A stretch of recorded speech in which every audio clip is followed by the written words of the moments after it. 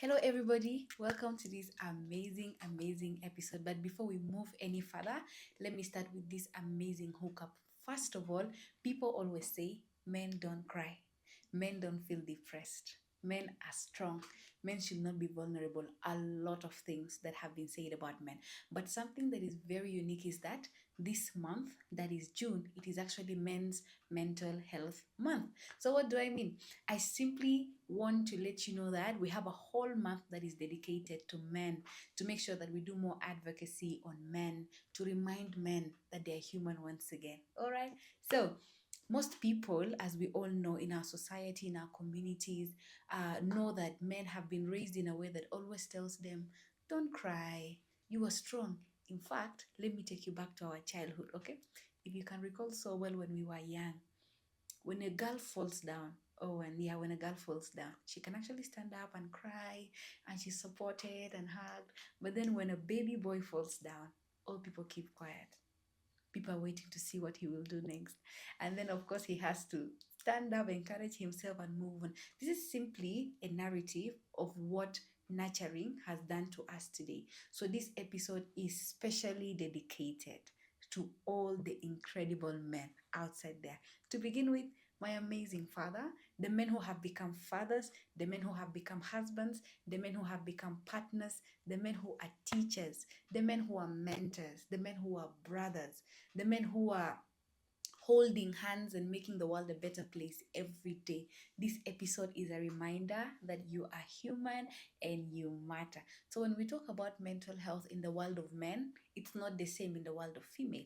As a psychologist, my practice normally puts me in the intersection of looking at how different genders behave, how different genders are very unique. So, in the world of men is egocentric. What does it mean? It simply means that men are led by ego. For example, if we have a door that needs to be closed, when a lady goes and closes it, it's something easy. But when a man goes and closes it, he feels it is his responsibility. In the world of men, it's about providing, fighting for the family, protecting people, leading, and being the voice every day. This simply means that for men, leadership is not an option, it is not a choice. It's an everyday reality that they have to wake up to every day. And today, I can proudly tell you that many incredible men have led to the beauty of the world we live in. Some of them have started institutions, some of them have supported women, some of them have built families, they have become incredible fathers and incredible brothers. So now let's come to the reality of everything of all of the entire conversation. When we talk about Men's Mental Health Month, it helps us to recognize, first of all, the origin of the different narratives that men have grown up with. For example, culturally speaking, the African culture, in the perspective of the African culture, some communities have what we call initiation rites. Some of them, it can be through circumcision, it can be through different ceremonies. And then, normally, when these boys are raised, first of all, specific beliefs are given to them. The same way there are different roles given to men and women. For the men, they are being told, you will go and hunt, you will go and provide for your family, you will actually do this, you will do that, you know that. And then for the women, of course, as we know, we also have our specific roles culturally that is given to us. So today is simply a reminder that even as men continue to provide, as they continue to protect, as they continue to make a living out of their everyday lives, we are just pausing for a minute to recognize and say that men are human.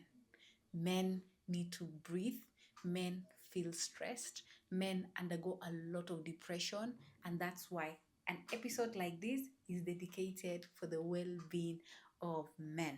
So if we ask ourselves again, what is happening with our boys? What is happening with our brothers? What is happening with our fathers? Statistically, we see an increasing rate of alcohol use, substance use, an increasing rate of depression. Depression is on the rise. I'm talking about statistics when it comes to men. Not forgetting, when we talk about suicide, it's happening every day. In fact, I came across an article that said that men commit suicide 3 times the rate other genders do commit suicide. So this simply means that the nature, the way men are raised, the way they are being taught, the way they see life is very different. You know, as I told you, men are egocentric. So this means that one challenge here, one challenge there can make them completely broken. It can break them. It can make them choose other ways to cope.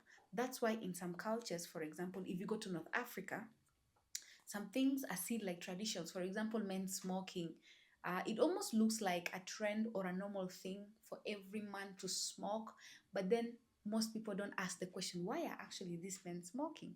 In traditional settings within Africa, you notice that actually in most localities, men are the ones who take more alcohol.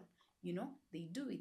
And even there are specially gazetted areas whereby traditionally, even you know, the men used to sit there, they sit, they drink, and they do all of that. So, what am I saying? When we have a conversation, this conversation is essential. It reminds us of our humanity once again. I had an interesting conversation with one of my male friends last week, and he told me something. He said, Sue, it's not easy to be a man. And I never took this phase casually. I had to actively listen. And then he told me something. You know, as a woman, your expectations are different. There is a way people expect, but as a man, you literally feel like you rule and you own the world. To me, listening to that alone really made sense as to why June had to be a men's mental health awareness month. So this is just a reminder that men are human. Before you became a father, you were a human being. Before you became a brother, you were a human being. Before you became a husband, you were a human being. So this means that all the positions, all the different shoes that you wear does not in any way reduce or even cut you short from who you are as a human being. So what am I saying? Yes, men are human beings. Men feel depressed. Men feel stressed. Men undergo depression. Men undergo suicidal ideations. Men need help. That's why this month is here to advocate for the well-being, for the mental well-being of men.